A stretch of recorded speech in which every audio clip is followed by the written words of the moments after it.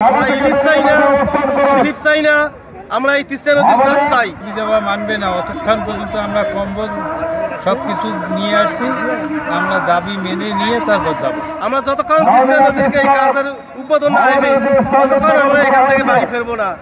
আমরা এই বহু বছর নিয়ে সবাই চলে যাচ্ছি যে আমরা এই জমি উদ্ধার চাই, এই তিস্তা নদীর বাঁধ চাই। আমরা ইলিপ চাই না, স্লিপ চাই না, আমরা এই তিস্তা নদীর কাজ চাই।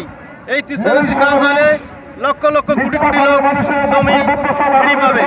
নদীতে পড়ে আছে, এই জন্য আমরা এই যে কম্বল টম্বল নিয়ে এসেছি, আমরা ভাত পানি সব সেচছি, ছেড়ে আনে আমরা এই কম্বল এই তিস্তা নদীর বাঁধের জন্য আমরা এসেছি।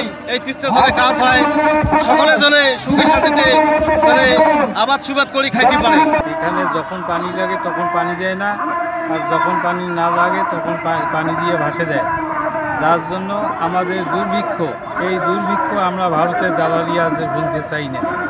আমরা এখন এই তিস্তা রুখে দেওয়া ও বাস্তবায়ন করার জন্য এখানে এসেছি।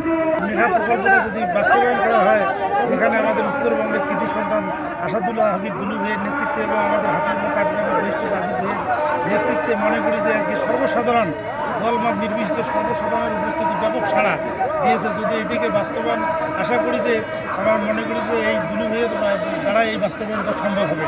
দুলু ভাই বরিষ্ঠ রাজীব ভাইয়ের দ্বারা বাস্তবায়ন আমাদের যে এই উন্নয়নের যে এই তিস্তা মেঘা প্রকল্পটা যে দীর্ঘদিন থেকে ঝুলন্ত অবস্থায় আছে সেটা বাস্তবায়ন আমি মনে করি যে এই অতি তাড়াতাড়ি শীঘ্রই আর কি এটা আমরা বাস্তবায়ন পাবো। জনগণের ব্যাপক সাড়া এবং এখানে স্কুলের ছাত্রছাত্রী থেকে শুরু করি, অভিভাবক থেকে শুরু করি, সাধারণ জনগণ, কৃষক জনতা সবাই আজকে ভাসমান এখানে।